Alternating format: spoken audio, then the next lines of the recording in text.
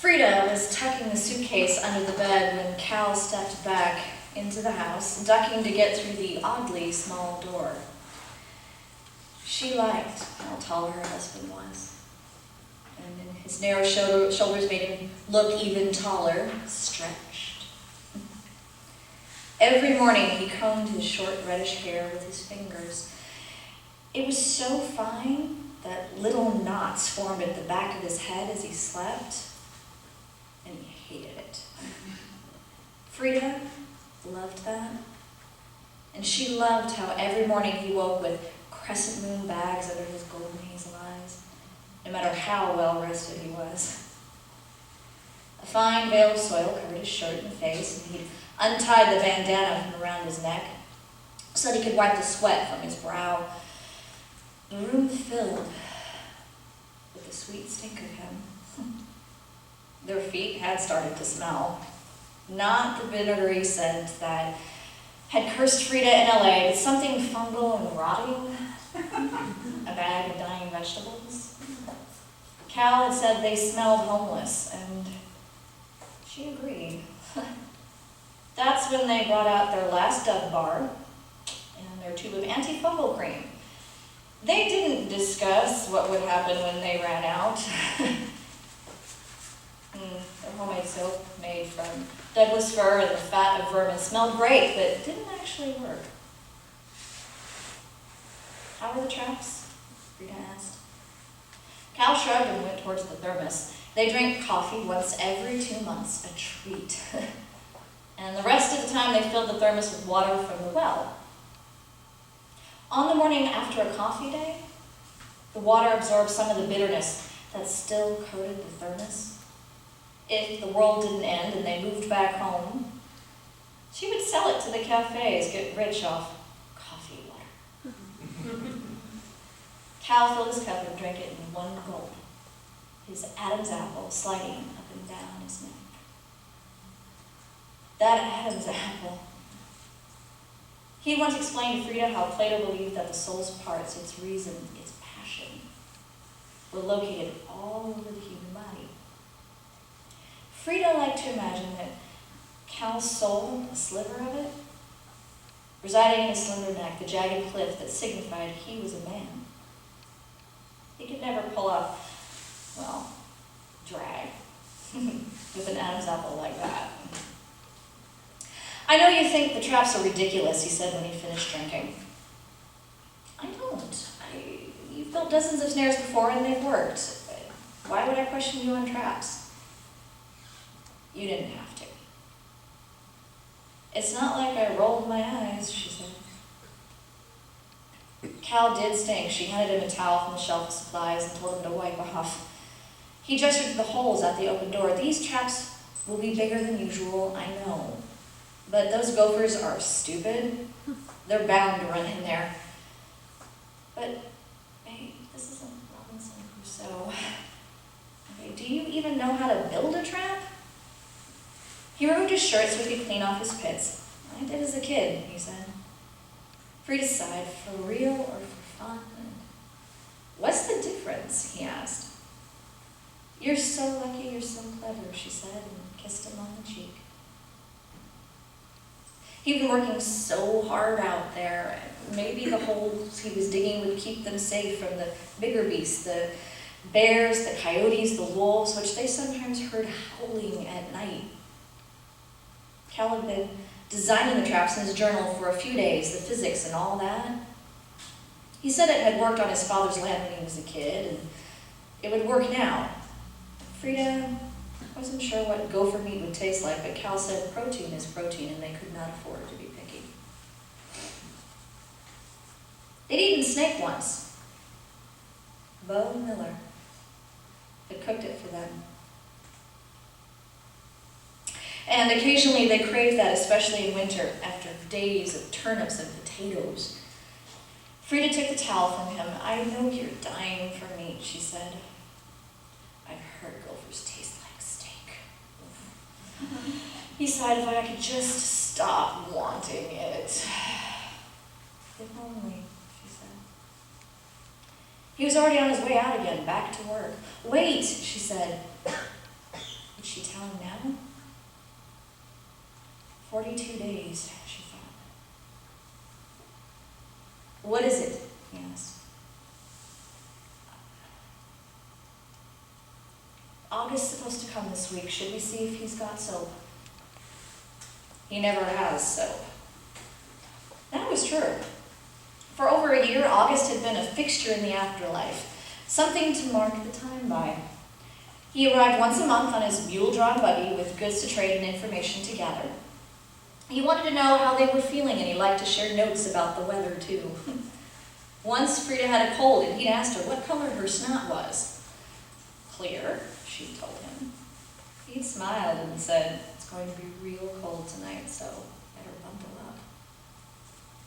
Frida had once traded August an acorn squash for a dented can of evaporated milk, and another time her old cashmere sweater for a knife, recently sharpened.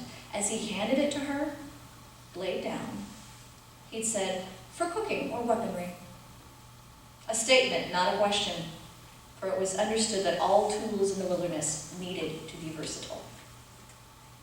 August was a thin black guy, probably 10 years older than they were, just shy of 40. And he wore the never quite faded desperation of a former addict. A tendency toward the vampiric was how Cal had once put it. August even called himself a junkie, and he was. He traded junk for junk.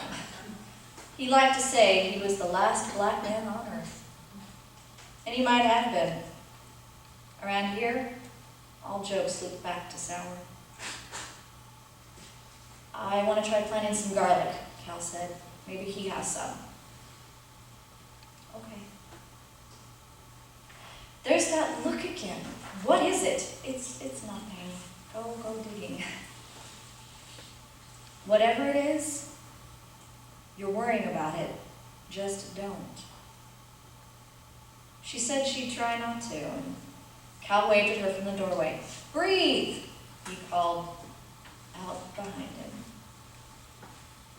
Frida exhaled. How could he tell? He'd been saying that for as long as she could remember. He'd said it a lot during those first few months out here. He had kept her calm. Occasionally his own nervousness about their survival spiked and the air around him tightened, but most of the time he seemed almost peaceful. It was as if he'd just returned from a monastery, his eyes gentle and open to the whole world, its good and its evil, the fair and the unfair. Meanwhile, she could not even remember to breathe. It had taken everything to keep herself from saying, we'll die out here, won't we? Back then, she and Cal were living in the shed, and they thought they might be there for good. Neither knew that they'd eventually have a house to move into. They stumbled upon the shed, searching for a good spot to settle, and its presence had saved them. The truth was, they had been clueless, some might even say reckless about the plan. They were headed for open space, and that was all. I just want to go away, Cal had first said to her. I can't stand how awful everything is here. Because she understood, Frida hadn't asked him to elaborate. He could have meant LA's chewed-up streets or its shuttered stores and its sagging houses, all those dead lawns. Or maybe he meant the closed movie theaters and restaurants and the parks growing wild in their abandonment, or its people starving on the sidewalks covered in piss and crying out. Or its crime. The murder rate increased every year, and the petty theft was as ubiquitous as the annoying gargle of leaf blowers had once been. The city wasn't just sick, it was dying. And Cal had been right, it was awful. The shed had been a sound enough structure, the walls, floor, and ceiling made of wooden planks, a roof covered by 6 tires, held together with baling wire. Cal had said, let's move in. To which Frida had replied, yeah, sure, nice outhouse. But she knew this shed was better than anything the two of them would be able to build themselves. Cal had done construction on his father's farm, and a little later on in college, but he'd never built a home. I can do it, he told her as they moved their stuff into the shed. He said they could sleep there as they built an expansion. I can do it with your help. That's what I'm worried about, Frida answered. You and me, alone. At first, that's how it had been. August hadn't found them yet, nor had the Millers. Their closest and only neighbors, a few miles to the east, they later learned that Bo Miller had built the shed years before. Their first 4 months out here, Cal and Frida had spoken only to one another, and sometimes that was the hardest thing, more than trying the planting or irrigating or the labor it took to build the rudimentary outdoor kitchen. Though she tried to prepare herself, Frida couldn't believe that they were really alone, just the two of them. One afternoon at the end of their first summer, Cal had just called her over for the shower, a plastic receptacle heated by the sun that they'd secured to a tree branch. They had done this back home when the gas bills got too high, although they hung the warm water in the shower stall. Now they were outside. Everything was outside. It was like they were on an eternal camping trip. That day the air was still warm, but with a sharpness to it that hinted at the chill to come. Frida looked forward to autumn. She actually liked collecting wood and making a fire as Cal had taught her to do. It seemed almost romantic. But Cal had warned her that she didn't really know what cold felt like. And he was right, she didn't. Go ahead, Cal had said, his hand on the plastic. He was confirming its temperature, and all she had to do was turn the plastic spigot. Frida thanked him and pulled her dress over her head. She no longer bothered with underthings, bras. She liked being naked outside. Right then, she tried to catch her husband's eye. Maybe shimmy her shoulders and bite her lower lip. Remind him how nice the line of her hips was. She might even say, hey there. Smile. But Cal had already turned away. He had the next task on his mind. The first one, perhaps being his wife. In their 4 months out here, Frida had become a problem to solve, and once solved, well, she was invisible to him.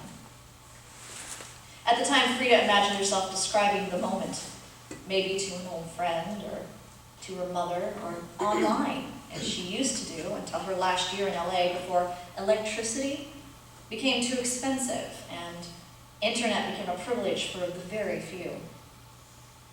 She had once kept a diligent online record of her life. She'd had a blog since she'd been able to write. Her brain couldn't just let that habit go, and in her head she said, there I was, naked, my hair falling over my shoulders. But he didn't care. He had become immune to my nakedness. The phrase was so silly, so melodramatic, immune to my nakedness. But it was true. Cal wasn't looking. And all at once she understood. No one was looking.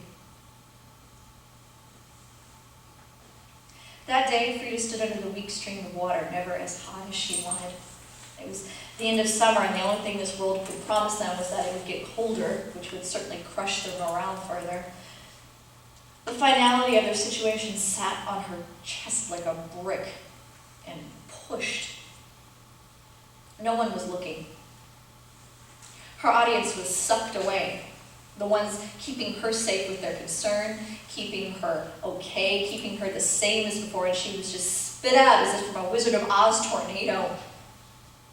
She felt like she and Cal were really alone. She'd been wrong, of course. They'd met Sandy and Bo soon after, but maybe that was why Frida didn't like to think about that moment, because the Millers, who had seemed to be watching over them from those first few months, weren't here anymore. Now she and Cal really were alone, and her old fears were too dangerous to revisit. Some feelings were hard to recover from. She needed Cal, her darling husband. She would call him from his digging, telling him she was late. And he would remind her to breathe and smile at her with his gentle, beautiful eyes. She grabbed her hat and pushed open the door. Though it was overcast, there was still a glare, and she wished yet again for sunglasses. A breeze rustled the woods, and a far-off twig split from a branch. Across the yard, Cal was pushing a shovel into the ground, his back to her. Behind him, the garden looked crowded and lush. The squash had come in, and once it was harvested, they'd plant the lettuce and peas. The land had not given up on them, thank goodness. They had both been relieved when the rains came and the house had been flooded. They had really already lived through 2 winters here, and their third would be upon them soon. Frida would help Cal plant the garlic, if they could get it. If nature continued to cooperate, they would be okay. Frida watched Cal push the shovel into the dirt and scoop it out. There were piles of dirt all around him, and the latest one was still small, the size of a science project volcano. Cal was muttering to himself, which meant he was worrying about something, unknotting some problem. She smiled and crouched behind the outdoor stove. She put her hands to her lips and whistled. Cal lifted his head immediately. He looked past the crops to the line of trees. Most were still green and lush, but some were starting to turn. Frida whistled again, and Cal dropped the shovel. He was looking for a bird. She had fooled him. She saw him smile. "Hello?" he called out. Frida waited, her heart beating faster. "Hello?" he called out again. Frida whistled back. "Hello, darling." And this time Cal started. He slowly reached out his hand. Was it an invitation? Did he think he was St. Francis that a bird would come to him? She laughed and stood up. "Fuck," he said when he saw her, and shook his head. "I can't believe you fell for that." As she approached, she put her lips together and made the sound again. "You got me. Good one." She could tell she'd shaken him. "I'm sorry," she said. "Can I help?" He shook his head. "No, but keep me company." Frida nodded and sat down right on the dirt. It was cold, and she moved quickly to a kneeling position. She'd finally given in and worn one of Sandy's long dresses. It was made of denim and looked vaguely cultish, but it was comfortable with leggings beneath warm. She kept her eyes on the shovel. "How deep do you need to go?" He shrugged. "Deep enough." She rolled her eyes. She hated when he offered vague, poetic answers to her questions. "Sorry." "I didn't get my period," she said. Why did she put it out like that? He looked at her carefully for a moment, as if willing himself to recognize her. "How late?" "Too late? 13 days. You know I'm always on time." On one wall of their home, Frida kept track of her cycle. She wrote with a chalky stone sharpened to a point with the paring knife. She'd learned the system from Sandy Miller, who said she'd served as her own midwife for her 2 children. Frida liked the tallies and the circles, the order of it, how the body adhered to some invisible system. She sometimes called herself a hippie. Told Cal she had an intimate relationship with the moon, but they both knew she took the record very seriously. "Pregnant," he said. He could barely get the word out. "Maybe," she promised, "or there's something wrong with me." He nodded. After they'd met the Millers, she and Cal had thought perhaps having children would be all right. Jane and Garrett breathed easily in this world and didn't want for anything. Had no idea there was anything to want. Maybe it was Frida and Cal's destiny to be parents. They even joked with Bo and Sandy about their families joining, as creepy as that sounded. Their children would mark the beginning of a new and better species, start the world over. But Frida kept getting her period. And they made love all the time. Sometimes their lust was unquenchable, and sometimes they were just bored. Sex was the only fun, the only way to waste time. It replaced the internet, reading, going out to dinner, shopping. The universe had righted itself. Maybe. Still, no children. Now that the Millers were no longer around, Frida had begun to think it was for the best. So that's what's been bothering you, Cal said. She nodded. Maybe I'm just missing a nutrient. Meat, he said, and nodded to his half-dug hole. I feel okay, I'm fine. You think August has a test, he asked.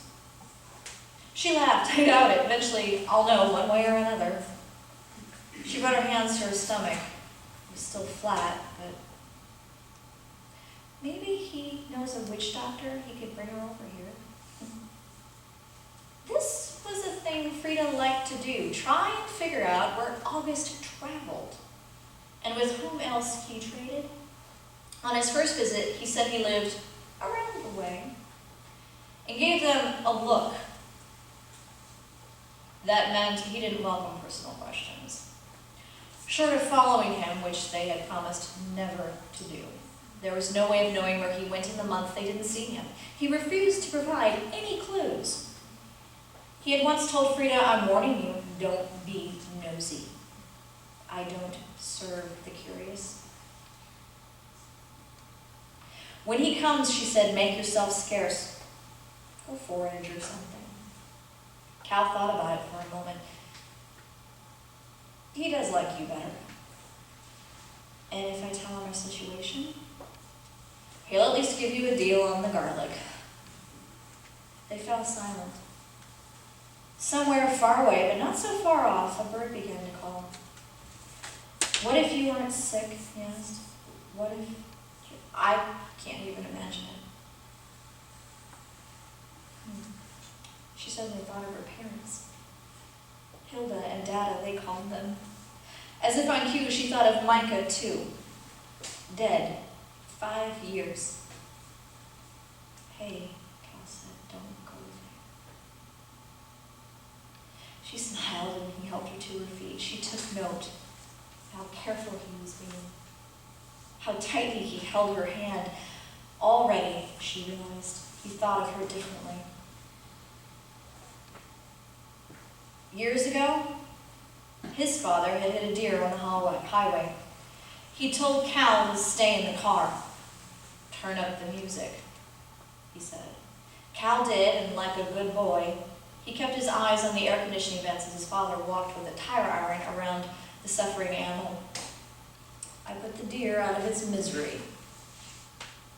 His father explained later, and Cal felt grateful that he didn't have to watch or participate. His father had taken care of it.